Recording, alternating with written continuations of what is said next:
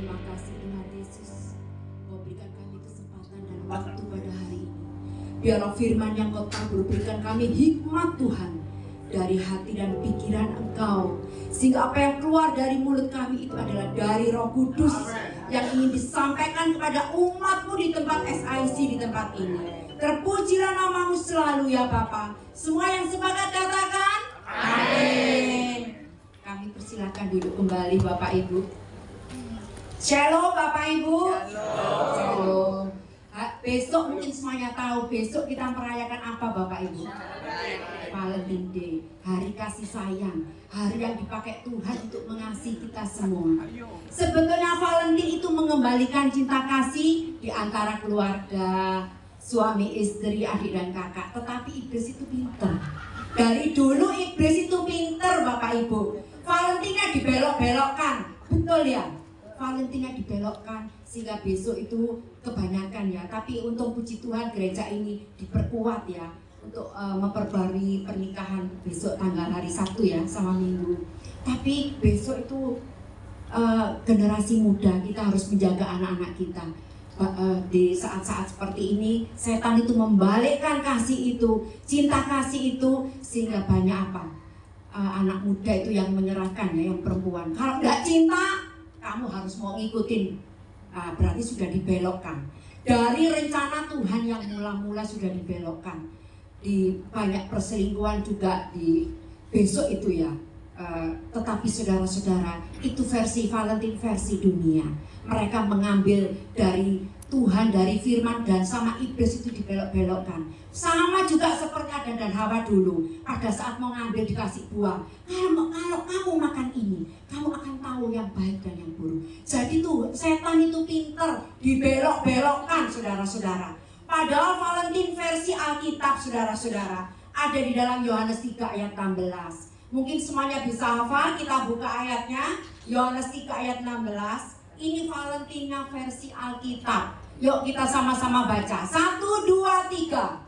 Karena begitu besar kasih Allah akan dunia ini, Sehingga Dia telah mengaruniakan anaknya yang tunggal, supaya setiap orang yang percaya kepadanya tidak binasa, melainkan beroleh hidup yang kekal. Nah ini loh saudara-saudara, Valentina Tuhan kepada kita. Cintanya agape, cintanya itu betul-betul luar biasa, sangat dahsyat saudara-saudara. Karena begitu besar kasih Allah akan dunia ini, sehingga Yesus turun ke dunia. Saking cintanya Tuhan kepada kita. Karena apa? Tuhan menciptakan kita ini segambar dengan Tuhan Yesus pada saat Dia di Taman Eden. Ini loh cintanya Tuhan. Ini loh yang dibelok-belokkan sama setan saudara-saudara. Tetapi kita kalau melihat dari versi Alkitab, memang luar biasa. Sehingga Allah datang ke dunia ini. Dia datang sebagai apa saudara-saudara? Sebagai domba. Di dalam Yohanes 1 ayat 29. Domba Allah. Yesus Allah datang ke dunia. Dia sebagai domba yang kudus. Sebagai domba yang sempurna. Supaya apa? Supaya kita dipulihkan lagi hubungan kita dengan Tuhan.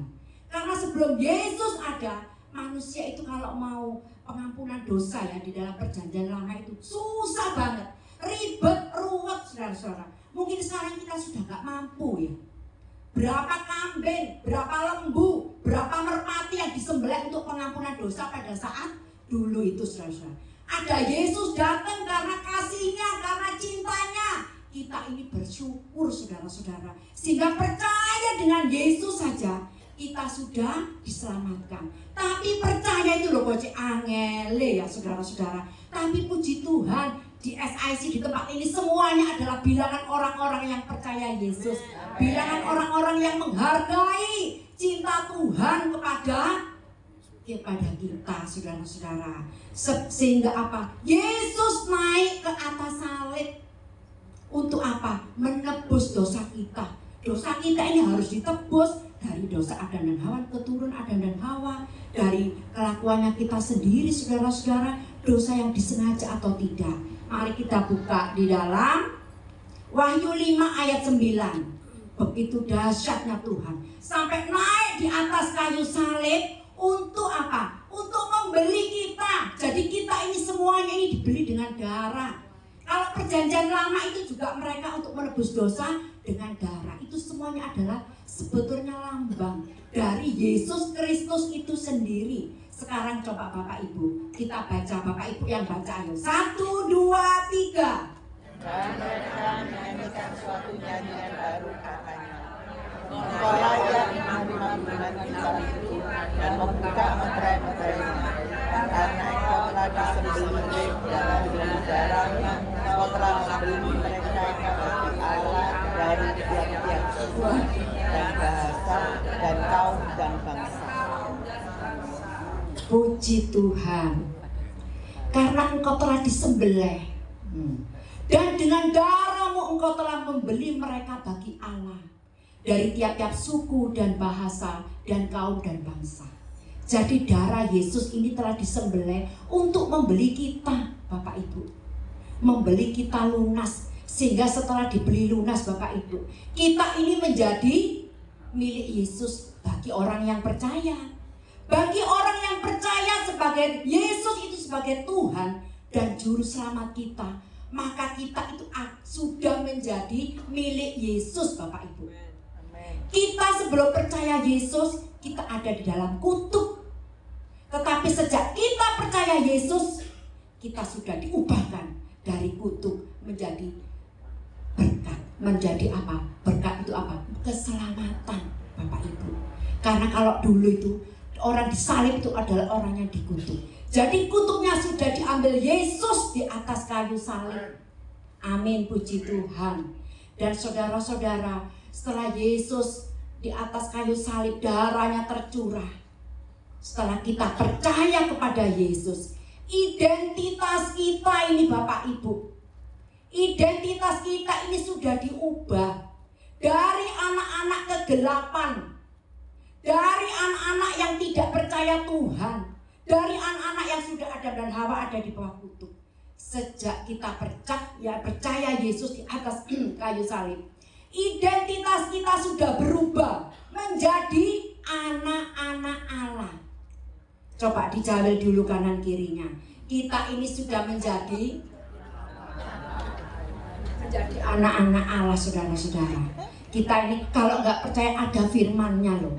Yohanes 1 ayat 12. Kalau kita itu adalah sebagai anak-anak Allah. Yuk kita buka di dalam Yohanes 1 ayat 12. Amin. Yuk kita baca sama-sama. Tetapi semua orang yang menerimanya diberinya kuasa supaya menjadi anak-anak Allah, yaitu mereka yang percaya dalam namanya. Loh, kita ini bersyukur. Kita ini identitas kita sudah berubah menjadi orang-orang anak-anak kerajaan kegelapan. Kita dirubah sudah menjadi anak-anak terang, anak-anak kerajaan Allah. Anak-anak Allah luar biasa ini. Luar biasa saudara-saudara yang ada di tempat ini. Oleh sebab itu saudara-saudara, kalau kita menjadi anak Allah, maka kita harus serupa dengan Kristus. Betul ya? Kita serupa dengan Kristus. Jangan sampai kita mengaku sebagai anak-anak Allah, tetapi hidup kita tidak menjadi terang. Hidup kita tidak menjadi teladan. Orang percaya Yesus di gereja ya, tapi maaf ya, saya juga dengar omongannya itu kalau maki-maki orang kasar banget saudara-saudara. Saya dengar juga saudara-saudara. Padahal di dunia ini ada dua pilihan loh. Mau milih anak Allah atau mau milih anaknya setan, Bapak Ibu? Mau milih anak siapa Bu Sofi? Anak Tuhan ya. Yang ulang tahun Pak Halim, mau milih anak Allah atau anak Tuhan, Pak? Oh, anak Allah luar biasa. Kita semuanya harus memilih anak-anak Allah. Kalau kita memilih anak-anak Allah, berarti kita harus serupa dengan Allah kita, dengan Bapak kita, saudara-saudara. Betul enggak? Karena apa? Like Father, like Son. Ya. Nah, kalau kita merasa anak Allah, tapi hidup kita ini tidak menjadi terang. Hidup kita ini selalu di mana-mana membawa berantem. Di mana-mana maki-maki orang. Apakah itu anak Allah, saudara-saudara? Itu bukan, itu namanya 378, anaknya iblis katanya. Kita ini anak-anak Allah saudara. Karena di dalam Yohanes 14 ayat 21 mengatakan, kalau engkau mengasihi aku, kamu akan menuruti segala perintahku. Tapi kalau engkau tidak menuruti Yesus, tidak cinta Yesus, bagaimana kita menuruti perintahnya? Jadi kalau saudara-saudara ini merasa sebagai anak Allah, saudara-saudara ini harus serupa dengan Bapaknya, harus menuruti segala yang diperintahkan Tuhan Yesus. Betul ya Bapak Ibu ya? Kita harus, betul ya, puji Tuhan. Di Galatia 2 ayat 20 juga mengatakan, hidupku ini bukan aku lagi, tapi Kristus yang hidup di dalamku. Saudara, saking dalamnya ini. Berarti hidup kita ini bukan kita lagi. Berarti kita harus berani mematikan daging kita, berani memikirkan perkara ilahi. Jangan sampai saudara kita atau teman kita misalnya bawa BMW terus kita iri. Saudara kita misalnya punya sesuatu yang kita nggak punya, kita iri. Saudara-saudara, hidup kita bukan aku lagi, tetapi Kristus hidup di dalamku. Jadi kita juga sebagai anak-anak Allah, saudara-saudara, kita harus berani pikul salib, ikut Kristus setiap hari. Belajar dari sekarang, saudara-saudara. Dan kalau kita melihat juga ya, kalau kita menjadi anak-anak setan, yuk kita buka lagi di dalam ya anak-anak setan. Ketawa semua. Yohanes 8 ayat 44. Jangan sampai kita menjadi iblis bapak kita. Ini saudara-saudara. Mungkin saya bisa dibacakan di Linda, bisa ya? Yohanes 8 ayat 44. Yohanes 8 ayat 44. Iblislah yang menjadi bapamu, dan kamu ingin melakukan keinginan-keinginan bapamu. Ia adalah pembunuh manusia sejak semula dan tidak hidup dalam kebenaran, sebab di dalam dia tidak ada kebenaran. Apabila ia berkata dusta, ia berkata atas kehendaknya sendiri, sebab ia adalah pendusta dan bapa segala dusta. Tuh saudara-saudara, ini anaknya iblis. Bapak segala pendusta, iblis itu bapak segala pendusta. Jadi kalau kita di luaran kita tidak menjadi teladan, padahal kita pelayan Tuhan. Ini loh bapakmu ini loh saudara-saudara. Berarti kita ini apa? Melakukan keinginan-keinginan bapakmu. Di mana-mana menjadi troublemaker, di mana-mana ngajak orang berantem, di mana-mana bikin huru hara. Sautan sama Cik Febe, huru hara didahului. Jadi saudara-saudara, supaya bapak setan itu tidak menjadi bapak kita. Mulai sekarang kita introspeksi diri. Siapa sih bapakku ini? Jangan-jangan aku ini GR. Aku ini merasa anak Allah. Tapi GR rumongso saudara-saudara. Ternyata kok kegiatan kita, kelakuan kita kok mirip-mirip dengan Yohanes 8 ayat 44 saudara-saudara. Jangan sampai kita ini menjadi bapak kita iblis. Hidup kita ini menjadi orang-orang di akhir zaman. Ngeri loh saudara-saudara hidup ini. Aduh, saya tuh sampai kalau baca Instagram ya berita ya, itu tambah lama itu tambah istilahnya edan ya Bapak Ibu ya. Di dalam Timotius 3 ayat 1 sampai 5. Itu manusia akhir zaman. Mungkin kita bisa membaca karena ini penting banget. Ini banyak terjadi di saat ini. Karena banyak sekali kejadian anak-anak membunuh orang tuanya karena nggak dikasih uang pulsa. Banyak sekali kejadian. Dan coba kita baca ya, bergantian ya Bapak Ibu. 2 Timotius 3 ayat 1 sampai 5. Ini adalah orang-orang di akhir zaman yang menuruti hawa nafsu daripada menuruti Allah. Ya, 2 Timotius 3 ayat 1. Yuk kita buka. Oh enggak ada ya. Oh sebentar. 2 Timotius 3 ayat 1 sampai 5. Ini adalah orang-orang di akhir zaman. Jadi yang laki-laki yang ganjil, perempuannya yang genap. Pak Jeffrey ya. Terima kasih. 1, 2, 3. Oh belum ya. Ya. Yang ganjil, yang laki ya. 1, 2, 3. Ketahuilah bahwa pada hari-hari terakhir akan datang masa yang sukar. Ya. Yang kedua, Manusia akan mencintai dirinya sendiri dan menjadi hamba uang. Mereka akan membual dan menyombongkan diri. Mereka akan menjadi pemfitnah. Mereka akan berontak terhadap orang tua dan tidak tahu berterima kasih, tidak memperdulikan agama. Tidak tahu mengasihi, tidak mau berdamai, suka menjelekkan orang, tidak dapat mengekang diri, garang, tidak suka yang baik. suka mengkhianat. 4. Suka mengkhianat, tidak berpikir panjang, berlagak tahu, lebih menuruti hawa nafsu daripada menuruti Allah. Yang 5, kita sama-sama. Secara lahiriah mereka menjalankan ibadah mereka, tetapi pada hakikatnya mereka memungkiri kekuatannya. Jauhilah mereka itu. Setelah kita tahu ini saudara-saudara, biar kita ini kalau malam mau tidur kita bisa introspeksi diri. Karena di akhir zaman ini, manusia zaman sekarang ini saudara-saudara, lihat membunuh orang tuanya itu, maaf ya. Hal masalah pulsa nggak dikasih, dibunuh. Masalah handphone, masalah kecil, kok gampang kan bunuh ayam saudara-saudara. Kemarin juga yang terakhir, ini yang di ayat 4 itu, mengikuti hawa nafsu mereka. Rame ini beritanya, viral. Pesta seks, saudara-saudara. Pesta seks di Jakarta Selatan loh ya. Ini orang laki-laki semua, orang gay. Coba saudara-saudara, berarti kan ini ngeri ya saudara-saudara. Makanya kita itu harus berikan kekuatan Tuhan supaya kita bisa mematikan daging kita.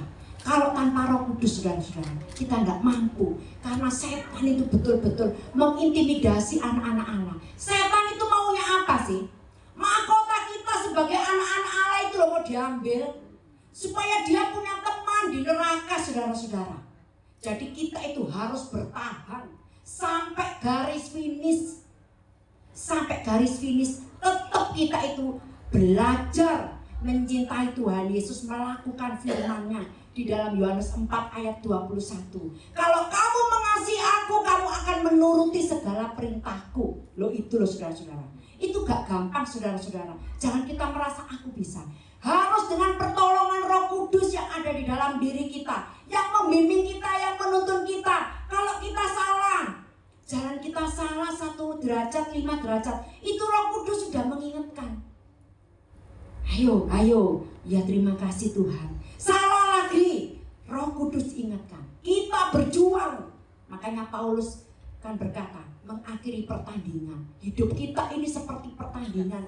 Setiap hari bertanding terus, setiap hari bertanding, menang lagi.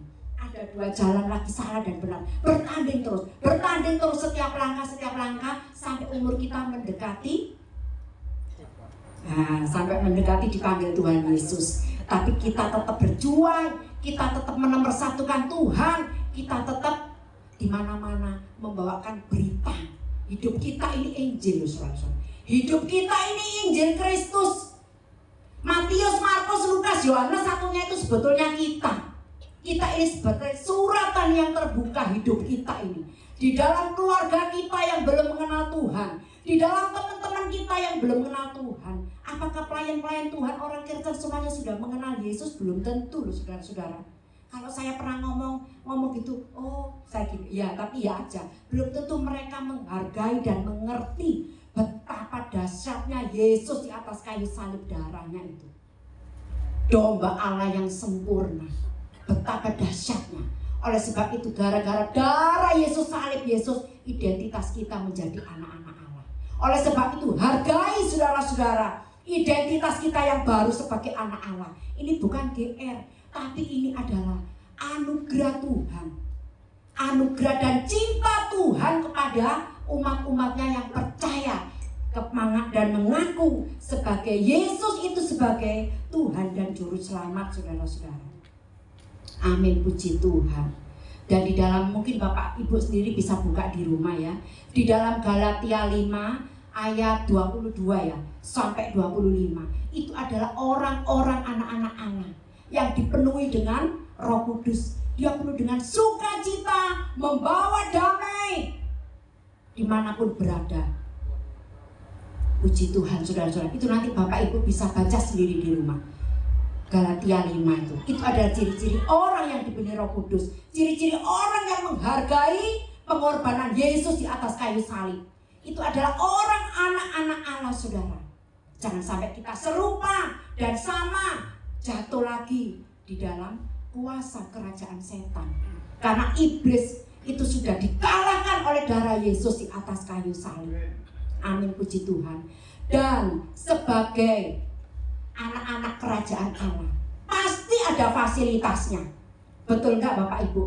Anak-anaknya kerajaan Inggris itu loh, Ratu Inggris saudara-saudara. Itu aja kalau Pangeran Charles dulu ya, sekarang Pangeran Harry itu kalau pergi-pergi itu pasti ada ajudan, pasti ada bodyguard. Loh, kita ini anak-anak Allah loh. Apakah Tuhan membiarkan anak-anak Allah itu tinggal sendirian di kehidupan belantara ini? Di samudra kehidupan belantara ini, Tuhan tidak meninggalkan kita sendiri. Karena pada saat dia naik ke surga, dia mengatakan, aku tidak meninggalkan engkau sendiri, tetapi ada Roh Kudus yang menolong kita. Tuhan juga tidak membiarkan kita sendiri sebagai anak-anak Allah, anak-anak kerajaan surga. Di dalam Mazmur 34 ayat 8, malaikat Tuhan berkemah mengelilingi orang-orang yang takut akan Tuhan.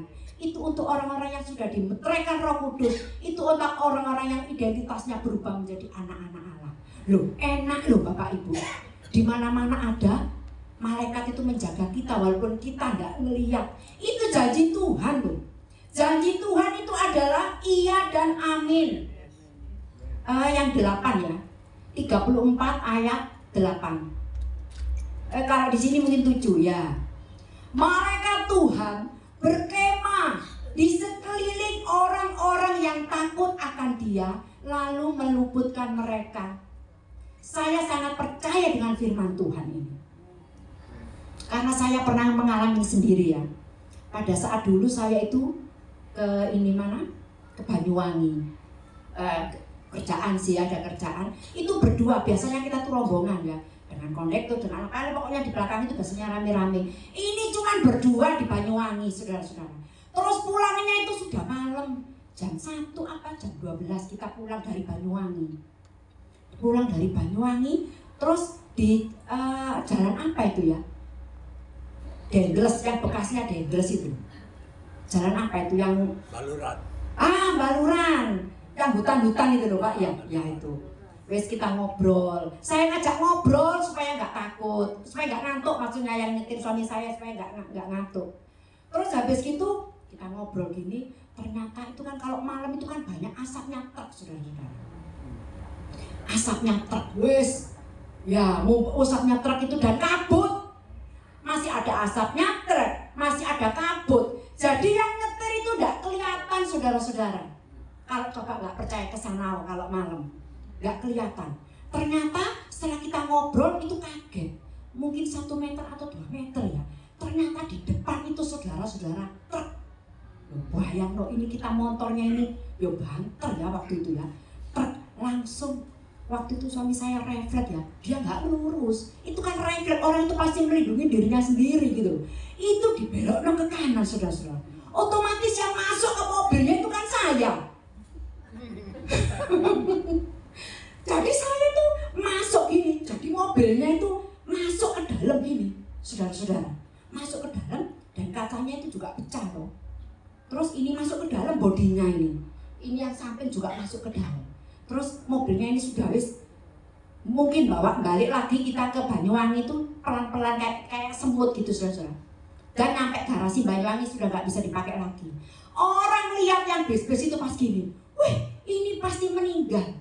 Semua pasti bilang gitu. Loh ini loh malaikat Tuhan berkemah. Ini saya percaya. Soalnya belum waktunya. Tuhan mungkin gini, enaknya mati sekarang. Gitu ya. Kamu nang surga, belum masih dipakai Tuhan terus. Puji Tuhan. Saudara, saya loh saudara, luka 1 aja enggak, saudara. Kacanya ini di belakang ini. Padahal ini ya, kalau saya kena itu mungkin ya, ininya saya mungkin dipotong atau jepret gini ya. Seperti kejadian yang artis di tol itu. Saya itu ngalami seperti itu, saudara. Itu kurang berapa gini mungkin ya. Kurang berapa 5 cm atau apa. Loh itu loh Tuhan. Kalau kita belum waktunya, kalau kita masih dipakai, gak mati, saudara. Puji Tuhan. Dan itu malaikat menjaga kita kok. Mungkin mau sudah kena gini di stop mungkin ya. Yang penting mobilnya itu soalnya sudah masuk ke truk gini yang bagian saya ini gini. Loh itu loh Tuhan. Makanya saya itu sampai sekarang nyawa saya ini sudah berapa kali mau mati. Cuma kesaksiannya nanti satu-satu. Itu saya ini karena Tuhan Yesus. Saya ada hari ini bukan karena kekuatan dan gagahnya saya. Tapi itu semuanya karena kemurahan, belas kasihan Tuhan kepada saya, saudara-saudara. Saya hari ini hanya bersyukur dan bersyukur. Saya hari ini hanya berjalan dengan tuntunan Roh Kudus. Saya hanya ingin menyenangkan Tuhan, saudara-saudara. Karena kita ini loh nggak tahu, saudara-saudara, mati ini kapan, betul nggak? Saya juga kepingin matinya umur 90, saudara-saudara, 95, 100 ya. Mau lihat anak cucu-cucu dan cicit, tapi itu terserah kepada Tuhan. Soalnya kalau lihat saya kemarin tuh ke makam itu ya ada sih baby, saudara-saudara. Ada sih umur 17 tahun, adik saya meninggal umur 45. Adiknya mama saya itu meninggal umur berapa ya? Kemarin juga jadi masih muda-muda gitu saudara-saudara. Yang penting kita itu sekarang menjadi anak-anak Allah. Pertahankan mahkotamu, pertahankan identitas hidupmu sebagai anak-anak Allah. Karena penjagaan Tuhan itu sempurna. Seperti malaikat Tuhan. Masih ada lagi penjagaan Tuhan. Sakaria 2 ayat 5. Yuk kita baca saudara-saudara. Sakaria 2 ayat 5. Nah, ini loh Tuhan itu. Identitas kita ini loh sebagai anak-anak Allah. Wes enak saudara-saudara. Saya minta Ibu Linda, Ibu. Sakaria 2 ayat 5. Dan aku sendiri, demikianlah firman Tuhan, akan menjadi tembok berapi baginya di sekelilingnya, dan aku akan menjadi kemuliaan di dalamnya. Loh, puji Tuhan. Yang sepakat, yang percaya katakan amin. Loh ini loh, aku sendiri Tuhan yang menjadi tembok berapi. Kok repot-repot Tuhan ini? Loh saking cintanya kepada kita, tidak mau disentuh oleh kuasa kegelapan. Ini anakku ini, oh aku menjadi tembok berapinya. Kamu tidak bisa menjamak orang-orang yang kuurapi. Ini loh Tuhan. Tuhan sendiri sampai mau menjadi tembok berapi. Saudara-saudara, sampai kita ini dikatakan apa? Menjadi biji mata Tuhan. Bapak Ibu ada kotoran mau masuk ke mata, kita refleks gini ya, betul nggak? Bulu mata kita gini. Karena ini sangat penting. Kita itu penting bagi Tuhan, Bapak Ibu. Jadi saudara-saudara, kalau saudara ini penting bagi Tuhan, saudara ini sebagai anak-anak Allah, hiduplah sebagai anak-anak Allah, sebagai orang-orang yang berkualitas, Bapak Ibu. Karena semuanya itu ada upahnya, Bapak Ibu. Ya, puji Tuhan. Saudara, kalau anak-anak iblis itu ya, akhirnya itu apa sih akhirnya anak-anak iblis itu? Masuk neraka, Bapak Ibu. Dipikir anaknya iblis itu masuk surga. Yuk kita baca lagi. Di dalam Wahyu 20 ayat 15. Ini loh anak-anak iblis. Padahal hidup sesungguhnya bukan di bumi loh. Hidup sesungguhnya itu di nanti setelah kita mati. Mau ikut di surga selamanya atau ikut di neraka selamanya. Loh ini loh. Ini anak-anak iblis ini. Ayo, saya minta tolong Ibu Linda. Wahyu 20 ayat 15. Dan setiap orang yang tidak ditemukan namanya tertulis di dalam kitab kehidupan itu, ia dilemparkan ke dalam lautan api itu. Oh saudara, dilemparkan ke dalam lautan api, dilemparkan bersama iblis, bersama nabi-nabinya, bersama antek-anteknya. Di dalam Wahyu 20 ayat 10 sudah dikatakan antek-antek iblis, orang-orang pengikut-pengikut iblis semua dilemparkan ke dalam lautan api. Sekarang firman Tuhan terakhir, ini paling disenangi. Ayat Tuhan yang terakhir ya. Wahyu 22 ayat 4 kita baca sama-sama. 1, 2, 3. Dan mereka akan melihat wajahnya dan namanya akan tertulis di dahi mereka. Wahyu 22 ini wahyu yang kitab terakhir Bapak Ibu. Ini tentang kerajaan surga. Jadi kalau kita sebagai anak-anak Allah, di dahi kita ini sudah ada tertanda, sudah ada materai Roh Kudus. Kita ini menjadi milik Yesus. Saudara, ini loh, masuk surga menurut Wahyu 22. Jadi pertahankan saudara mahkotamu. Yang sepakat katakan amin. Saya minta memuji yuk. Yesus terlebih besar. Jadi namanya tertulis dalam kitab kehidupan. Nama kita anak-anak Allah ini tertulis dalam kitab kehidupan yang dimeteraikan oleh darah Yesus.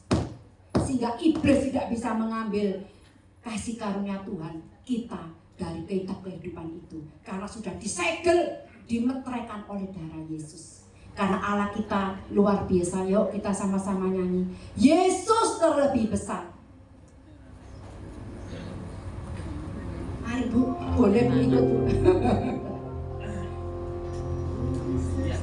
Yesus terlebih besar. Yesus terlebih besar di dalamku, di dalamku.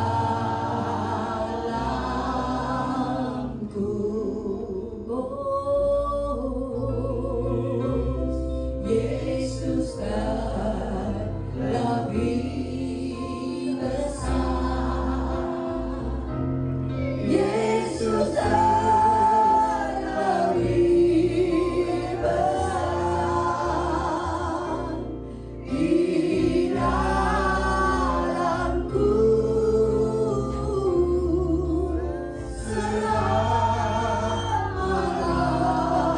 selama-lamanya. Jemaat sendiri katakan Yesus terlebih besar.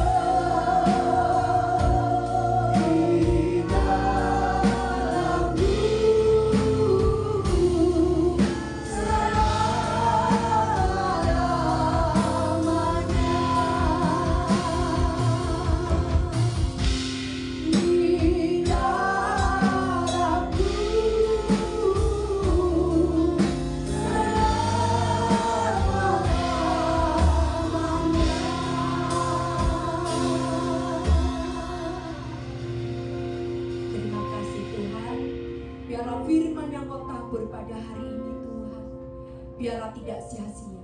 Biarlah firman ini hidup seperti tanah yang subur di dalam tiap jemaat kami. Sehingga kami menyadari, kami sadar, dan kami sebagai anak-anak Allah. Identitas kami sebagai anak-anak Allah. Roh Kudus urapi kami. Terpujilah namamu selalu. Semua yang sepakat katakan amin.